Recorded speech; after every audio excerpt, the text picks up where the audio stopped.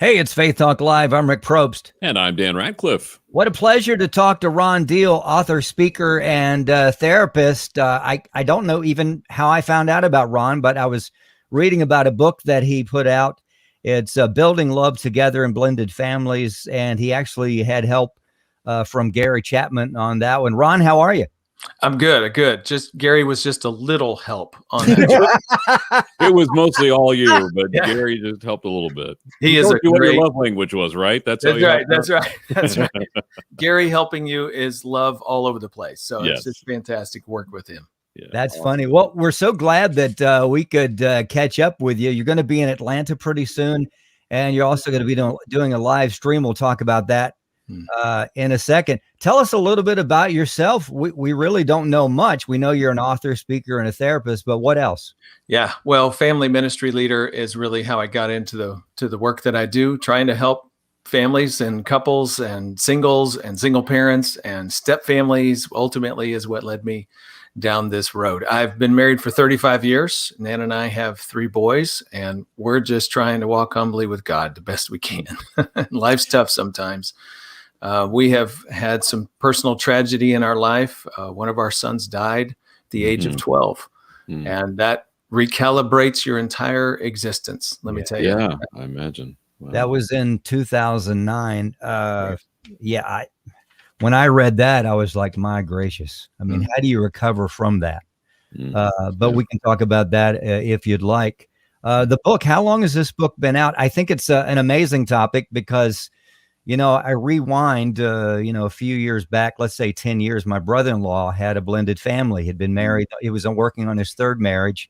He had yours, mine, and ours, and maybe some more. And there were always challenges with, usually it was her kids or his kids with her. And I thought, if somebody would just write a book or help these people, because this is life, right? This is where we are. So first of all, thank you for writing that. And why did you write it? Yeah, well, specializing in step family ministry is what I've been doing now for 28 years. And it's kind of a God story, how I found myself in this work. It's not my personal life. I didn't grow up in a blended family. It's not my personal family situation now. But if you're going to work in the field of family ministry, this hit me 28 years ago. We're going to have to work with single parent families and step families. And guys, let me tell you, this is every church. All right. This is the Christian community. If you're going to be doing evangelism, you're going to be looking to reach into your community. You have to know how to talk to people in step family situations. 40% of parents raising children are in blended families. 62% of couples under the age of 55 have either a step parent or a stepchild connected to their marriage relationship. Non-traditional is the new traditional family. And if we're going to be relevant, we have to know how to speak words that are helpful to where they live and how they live.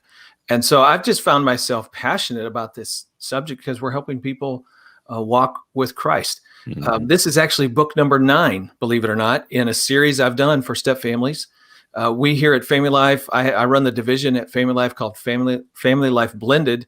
And we have more resources, podcasts, online tools, a worldwide live stream on an annual basis than anybody in the world for the Christian community. And we're just really thrilled to be able to offer resources like that. Video curriculum for churches, you name it, we've got it. It used to be you couldn't find Christian material that spoke to the complexities of blended family living.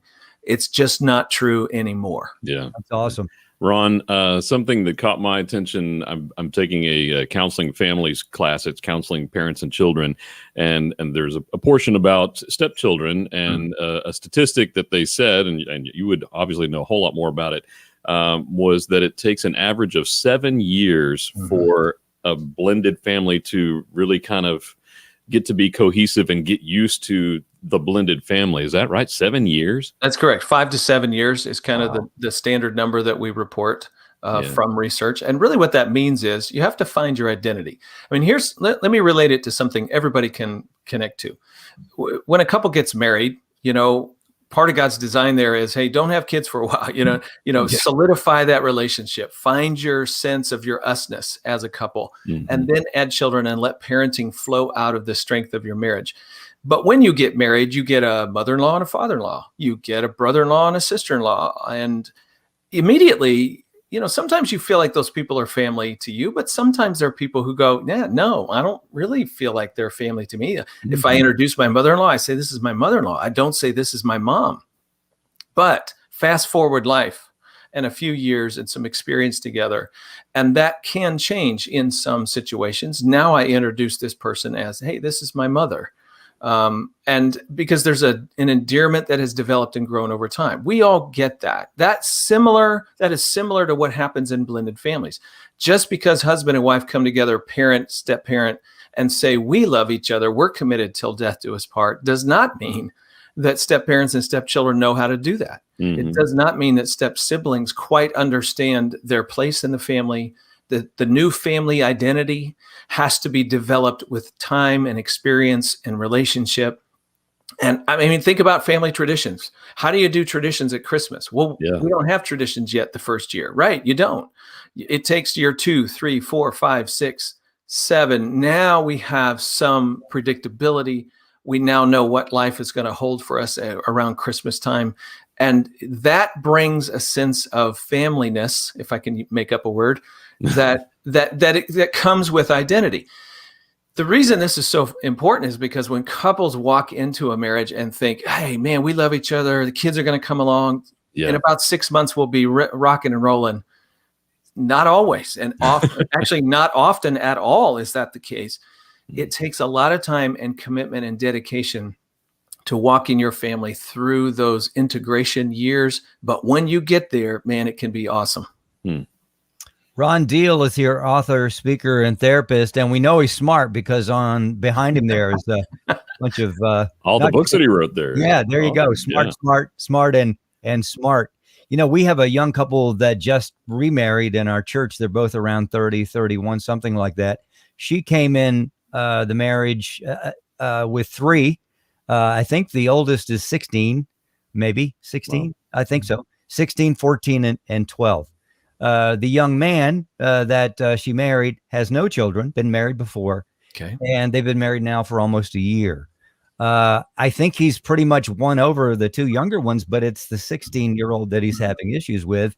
And it's almost like, I mean, you've got, sparks are flying. Yeah. That's and so what I'm excited about now is to have this resource that I can say, look, not only in book form, but also with the streaming, because I don't want them to crash and burn. We've seen that over the years in our churches and our relationships. We've just said, my brother-in-law, I was mentioning earlier, crashed and burned because you've got mine and hers, and it's just crazy. But it's a great book.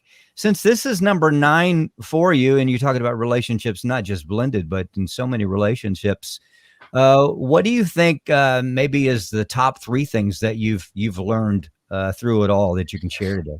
Well, we've already talked about one, just the process of time. And if your expectations are too high, you're disappointed. You actually push other people to try to have a relationship. You can't push people into love. They have to figure that out in their own way, in their own timing. So that's one of the 3, but I'll add you a couple more. Loss. The past has everything to do with the present and the development of new relationships. One of the things we talk about in this book, Building Love Together in Blended Families, is you've got to maintain an awareness of what children have been through and the connections that they want that are deeply important to them. So let's say you're a stepfather and you're trying to develop a relationship with that 16-year-old. Well, that 16-year-old's loyalty to her biological dad has everything to do with how soon you can come into her life, how soon she will let you into her heart. If her biological dad, for example, is playing games and saying, hey, he's not your dad, I am. Make sure he knows that. Well, guess what? She's afraid of losing again. Yeah. A relationship that's deeply important to her makes her loyal to her dad. Therefore, she doesn't get along well with you. You got to take that into consideration. You got to recognize that and respect it. Having that awareness is very important for parents and step-parents so they can move in. Loss affects the relationships now. That's also true about marriage. So that's another one I would give you, a principle, helping couples have marriages that that hold up and persist in the midst of some of this stress going on around them with children. If your marriage, if you were widowed and that was the end of the first family, you know what it is to love and then lose somebody you really care about. And there's something inside you that doesn't want to go through that again. And so it can make you apprehensive to loving deeply again. If you've been through a divorce, boy, you know what it is to have somebody walk out on you. You didn't want the divorce, perhaps. And you know, people who say, I love you, sometimes change their mind. Well, here's spouse number 2. They say they love me, but how do I really know? You see, that seed of doubt can really spoil your ability to love and sacrifice well. It's having that awareness and seeing that in yourself and understanding how fear works against marital intimacy is the kind of thing that helps you say, now, with God's help, I'm going to move past this. I'm going to walk through my fear. I'm going to trust him with the unknown, and I'm going to love deeply. Those are difficult steps to take, but boy, do they make a big difference in how this family comes together. Wow. And that love that you talk about, where I'm kind of afraid to give my heart again because I could get hurt. Sometimes that bleeds over into your relationship with God. If you allow it, if you don't have that grounding of God loves me no matter what, that can really affect your relationship with God, which affects everything, right? That's right. I mean, this is vertical and horizontal, right? So you came through a difficulty in your life. You felt like God abandoned you. You have to wrestle with those doubts that you have toward him. Is he really faithful? Can I really lean into God? It feels like I'm all on my own. Well, if you're pulling back from God and you're pulling back from your spouse, guess what? That's going to make new marriage, new family, new parenting. And if you're a step parent and feeling some rejection, now all of a sudden you feel really alone. You can see how all of those different potential factors, not every blended family experiences all of this, but many of them are at play on some level. And you can see how that could erode, sabotage what everybody intends in terms of bringing their family members together. So good. Ron Deal, he is an author, speaker, therapist. He's going to be coming to WinShape. Let's see, it's the 26th through the 28th. It is a retreat for blended couples. How can folks connect with you on that? Because that's just, what's that, next week or the week after? Yeah, it is. And you can find all my speaking events where we're going to be, as well as this live stream, worldwide live stream, where you can stay at home and be a part of this great event called Blended and Blessed. Just go to my personal website, which is smartstepfamilies.com, smartstepfamilies.com. You'll be able to see the events list and find the contact information there. Yeah. And if you can make it to the WinShape, man, if you've never been to the WinShape Retreat Center, fantastic. A nice place. Yeah, it's a great place. Yeah. Ron, I'm so glad we got a chance to talk to you. Would love to talk to you again. There's so many things we'd like to ask you, not just about blended families, but relationships. Since the pandemic, have you been out much? I know you're going to WinShape, but I mean, are you? It looks like you're doing a lot of stuff on the microphone. Yes, and I'm right here at home working like everybody else. Been here for a year. I work with Family Life, and really that's kind of been our motif for the last 12 months. Last weekend, I got out and spoke for the very first time, getting ready to do it again. Let me tell you, it felt good. But I do understand it's still an unknown world. By the way, there's an analogy there, a direct analogy from the pandemic to step family living. Sometimes this is a great way for people who don't live in a blended family to go, oh, I think I get it now. Just a couple of quick analogies. A year ago, they told us, hey, it's scary out there. Go home and lock down with the people you know and trust the most. Guess what? The dynamic in blended families within the first 6 months is, wow, there's a little stress going on in our home. I don't know what to do with this. It's ambiguous and unclear. So what I'm going to do? I'm going to hold on to my kids a little tighter. I'm going to hold on to my mom a little tighter. I'm going to hold on to my biological siblings, and we're going to lock down and pull back from the step people, the stuff we don't know and understand. And we're going to hold on to the people we do trust the most. And it creates a division in the home, just like we experienced a year ago. We all just kind of shut down and went home. By the way, there's another parallel. When we shut down a year ago, I don't know about you guys, but my wife came home. She's a kindergarten teacher teaching 5-year-olds through the internet. How crazy is that? That's impossible. My son who's in college had to leave campus and come home. We're all in the same house. I'm working from home. We're stepping on each other's toes. Like, even with the best of intentions, we didn't know how to do that. We had to have conversation and navigate the new terrain. Guess what? Blended families don't know how life's going to go until you're actually trying to do it. And now you're stepping on each other's toes and you make a few mistakes, but you talk and you negotiate and you find the new rhythms to life. And that takes a while, but you can get there. I don't know about you guys, but here we are a year later and we know how to do it pretty well in my house. Like, we've got the rhythm down.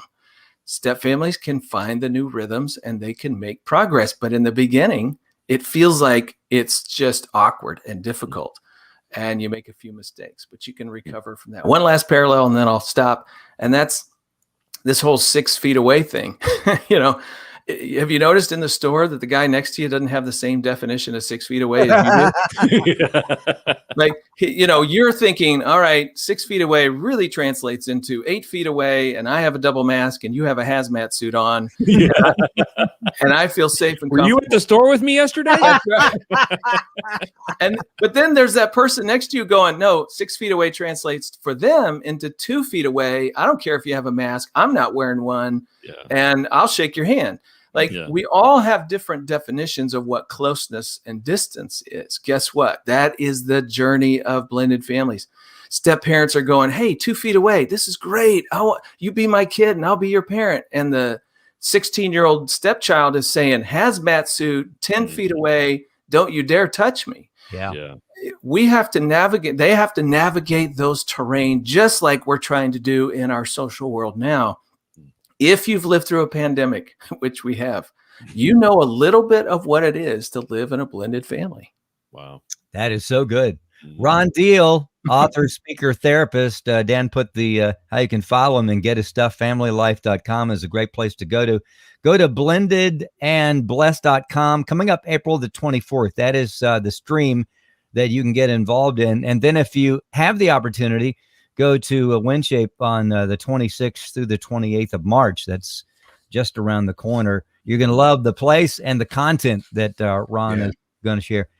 Ron, we'd love to have you back, seriously. So thank you so much for what you've done. We've got to take a break. We'll be right back. I'm Rick Probst. And I'm Dan Ratcliffe. This is Faith Talk Live.